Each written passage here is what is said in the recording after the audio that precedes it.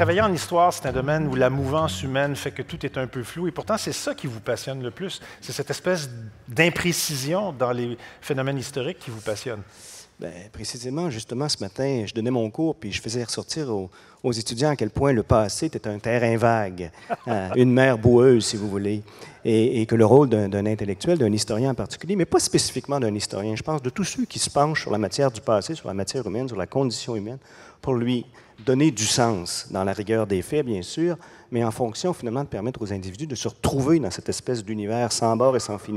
Sans bord et sans limite qui est le passé. Donc, c'est toute la différence, si vous voulez, entre le passé, qui est notre matière brute sur laquelle on travaille, et l'histoire, c'est-à-dire l'effort, l'exercice de mise en scène de ce passé. Et là, vous parlez des individus, puis il y a une chose sur laquelle vous travaillez qui, moi, me paraît particulièrement intéressante, c'est la volonté de raconter l'histoire des nations, les histoires nationales, mais non plus seulement du point de vue des dirigeants ou des grands organismes, mais plutôt du point de vue des individus qui s'inscrivent dans ces nations-là.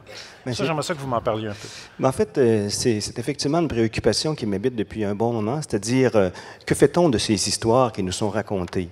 Les historiens produisent du savoir, bien sûr, mais comment ce savoir-là, enfin, pas seulement les historiens qui produisent du savoir, d'ailleurs, tous les scientifiques produisent du savoir, mais comment ce savoir-là est-il reçu, décodé, instrumentalisé, réencodé par les individus, précisément pour faire sens de leur existence? Ça me passionne. Donc, à l'ère de la mondialisation, si vous voulez, donc on dit qu'il ne reste plus d'espace pour finalement les groupements, les peuples, les États-nations, le cas échéant.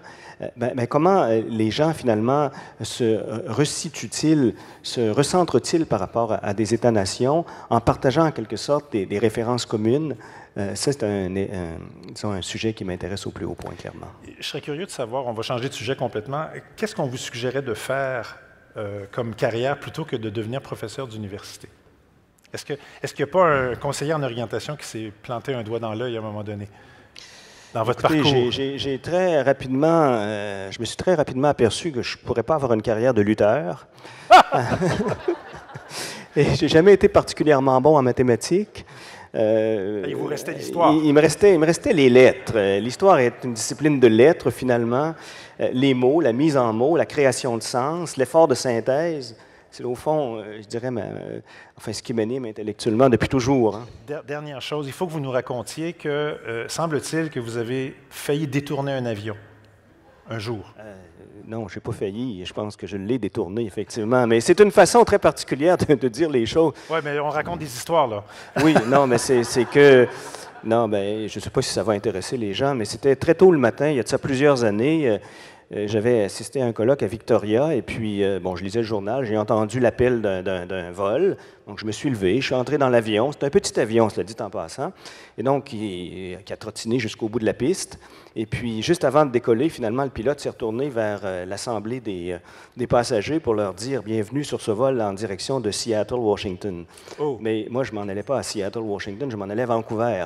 Alors, j'ai dit « Monsieur, moi, je m'en vais plutôt à Vancouver. » Alors, il a ramené l'avion au terminal. Et moi, j'étais extrêmement gêné. Donc, il s'est quand même permis de sortir pour engueuler le type qui m'avait laissé passer. Mais oui, ça c'est mieux. Je pourrais vous en raconter comme ça des litanies. Vous reviendrez plus tard. Merci infiniment. Félicitations encore. Bravo pour votre prix.